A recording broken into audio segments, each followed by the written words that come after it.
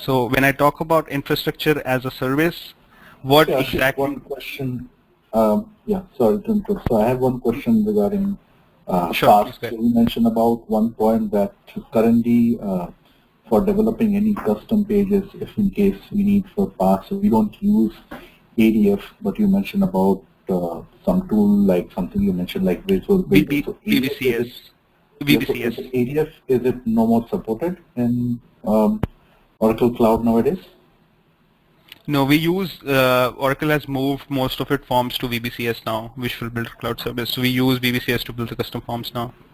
I think ADF Okay, is coming back. I need to recheck on that point. okay, But okay. yeah, after release 13, whatever custom forms that we build on VBCS now. Okay, okay, yeah, that's fine. Thanks. Sure. And Ashish, Anyone? one question here is, so when a new customer is, buying a license to host Oracle Cloud, or would say not host, basically, anyway, the hosting the part is already taken care by them. So Right. from that perspective, when you talk about this SaaS, PaaS, and IaaS, so they'll be only focused on SaaS, right? Because they're going to only buy the license and then they're going to configure it and then going to implement it.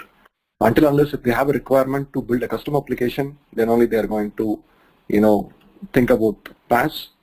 And IaaS will not come in picture until unless like Srinivas was mentioning, like if you are planning to buy a server or something and then try to integrate a different third-party application with your cloud using OIC or something, and then to run those in an external application in the server, then we might go for IaaS, if I'm not wrong. Yeah. Right. So there are two things. There are 2 points to it.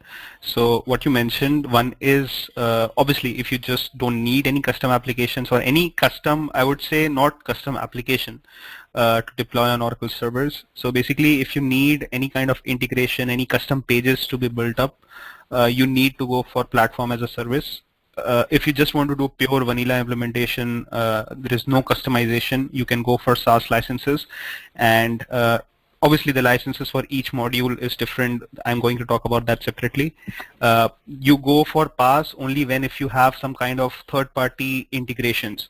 And those third-party systems can be sitting on different servers. It's not that it has to sit on Oracle infrastructure. But Okay. if you want to deploy those third-party applications in Oracle servers, then you can go for infrastructure as a service. So if you have a homegrown application, let's say, for example, there is a bank, they have a homegrown loan management system, and they've deployed it on their own servers in their own premises, and you want your Fusion Cloud application to bring in the data from that loan management system to Fusion Cloud using FAH. So you don't need to go for infrastructure as a service in that case. Obviously, you can talk with that particular application. You can go for OIC whenever there are files coming in from that particular application. So you don't need infrastructure as a service. But if you want to deploy a third-party application on Oracle servers, then you need to buy the licenses for infrastructure. So when you buy the licenses for SaaS, you just get access to the application. You don't get access to the database or to the Oracle servers. When you buy the license for PaaS, and recently they have changed the license structure, they're giving credits for it. So earlier we had to buy different services. For example, if you want to buy OIC, we had to buy it separately. If we wanted to buy a DBCS, database cloud service, where we have to build some custom tables and store some data from third-party applications and then process it and then bring it to the Fusion applications.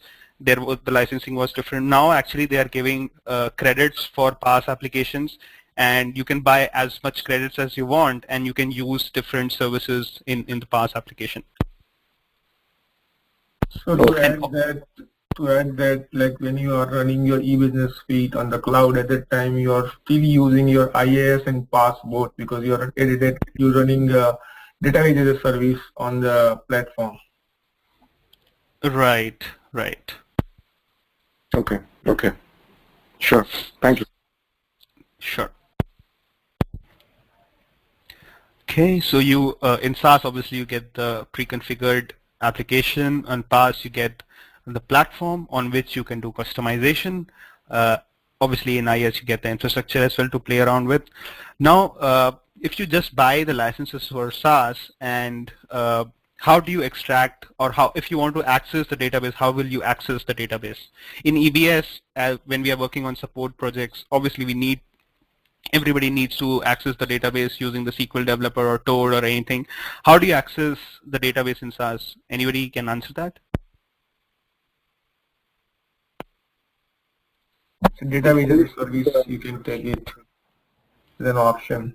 BI publisher. BI publisher, yeah. We use only through OTBA to query the data. Right. So you don't need separate database cloud service to access the database. You don't get access to the database when you buy the SaaS licenses. Now, if, for example, you have to build some outbound integrations, inbound is fine, like we use OIC and all those things. But for example, if you want to extract some data out of the system, just in Excel format or in whatever format you want to extract out all the journals that has been created in the system, or whatever reason, whatever invoices you want to extract out of the system, which is not out of the box.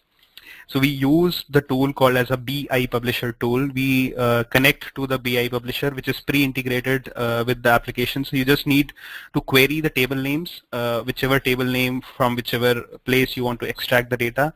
And you can write your two types of reports. One is OTBI, second is BI publisher reports, and you can extract them out of the system. So you don't really need your SQL developers. So there is, in BI publisher, you cannot go and edit or create anything. It is just read-only mode. You can just query the data. That's all you can do. In SQL developer, in the business suite, we could actually go and update the tables as well. We can put in some records as well, but here we cannot do that. So it is read-only mode when we have SaaS applications, and I'll actually show you from where you can navigate to the BI publisher and how functional folks can actually extract the data out of BI publisher. I know even I don't write SQL queries, but we can use a tool called as a query builder. You just need to know the table names. You can enable some checkboxes for that particular table, and you can extract the data out of the system. So I'll quickly show you that when we get time. So Ashish, if we have a requirement of inbound integration or say support outbound integration in and out of Oracle, so you are suggesting that SaaS is no more an option, right? We will have to go with PaaS if we really need to bring in OIC. I mean, or OIC with SaaS, is that a possible option? Yeah, obviously, everybody, whenever we do integrations, we need to get OIC. Unless we have a standard integration, let's say, for example, if we have a payment file integration that Oracle gives out of the box, you have the connectivity setups that we can do inside payables application, and we want to transmit the payment. We have a standard way of transmitting that particular file to the bank servers. We just need to give the bank server details in the application. We need to get some IP addresses, whitelisting, and all that stuff. But apart from that, if there are other inbound and outbound integrations, we need to go for OIC option. So SaaS plus OIC will somehow resolve my very initial requirement of getting some inbound and outbound integration in place, right? Right, that's right. Okay, thanks. So whenever a business requests for licensing from the Oracle sales team, so Oracle sales team actually does a study of their existing applications, how many applications are there homegrown or any applications that they want to continue after implementing Oracle applications, any data that has to come in, and then they suggest for what type of licenses that particular company should buy. So the sales representative comes, studies their system for about a week or two, and then understands what all applications have to be moved to Fusion applications, what all applications will be sitting and they don't have to just remove them. So if integrations are required, then they suggest what type of licenses you need.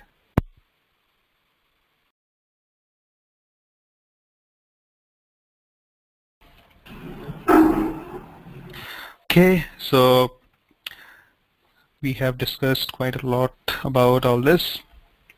Now when I come to my Fusion application pillars, we have Fusion, all these different types of pillars that we have. We have Fusion CRM, Fusion project portfolio management. We have a lot of folks who have worked on PPM, procurement, supply chain in sitting in this training. We have somebody from HCM side, and we have Fusion Financials, Risk Cloud. So Risk Cloud is something which is emerging a lot nowadays. There is a lot of requirement I've been seeing in market now. Earlier I didn't see any Risk Cloud sales in Fusion applications, but I am seeing a lot of this area is really getting picked up. So initially when I started with release 9, I could see only HCM and financials getting picked up, but other modules were not being really implemented by the companies. But supply chain, manufacturing came up in release 12. So a lot of these areas are now being implemented, and people are actually going for full stack Fusion implementation, including supply chain, procurement, projects, even Sales Cloud, and EPM as well. So a lot of people, big conglomerates, they go for FCCS for financial consolidation in cloud. Obviously, we can do some kind of basic consolidation in Fusion applications. I'm going to talk about that when we have the overview of consolidation. But we can just do basic consolidation in Fusion applications. If we have some complex requirement, we have intercompany eliminations, we need to go for FCCS. So now, how does